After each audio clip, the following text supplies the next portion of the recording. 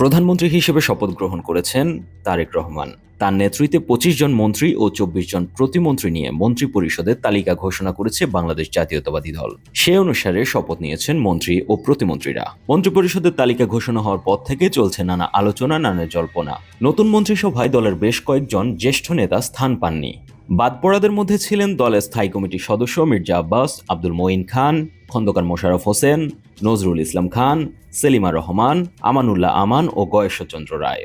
এছাড়া জ্যেষ্ঠ যুগ্ম মহাসচিব রুহুল কবির রিজভীও নতুন মন্ত্রিসভায় স্থান পাননি।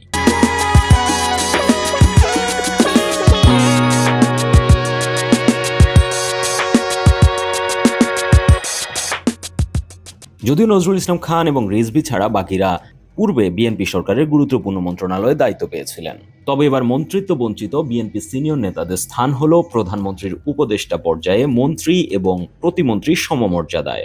আজ মন্ত্রিপরিষদ বিভাগ এক প্রজ্ঞাপনের মাধ্যমে জানিয়েছে, বাংলাদেশের প্রধানমন্ত্রী রুলস অফ বিজনেস 1969 এর রুল 3/B এর ক্ষমতা বলে ৫ জন ব্যক্তিকে মন্ত্রী পদমর্যাদায় উপদেষ্টা হিসেবে নিয়োগ করেছেন। এছাড়া ৫ জন ব্যক্তিকে প্রতিমন্ত্রী পদমর্যাদায় উপদেষ্টা হিসেবে নিয়োগ করেছেন।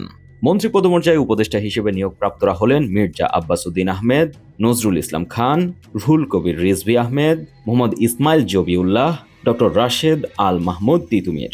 এবং প্রতিমন্ত্রী পদমর্যাদায় উপদেষ্টারা হলেন হুমায়ুন কবির, ব্রিগেডিয়ার জেনারেল অবসরপ্রাপ্ত শামসুল ইসলাম, ডক্টর জাহিদুর রহমান, ডক্টর মাহাদি আমিন এবং রেহান আসিফ আসাদ। প্রজ্ঞাপনে আরও জানানো হয়েছে, এই আদেশ অবিলম্বে কার্যকর হবে। নিউজ ডেস্ক, একুশে টেলিভিশন।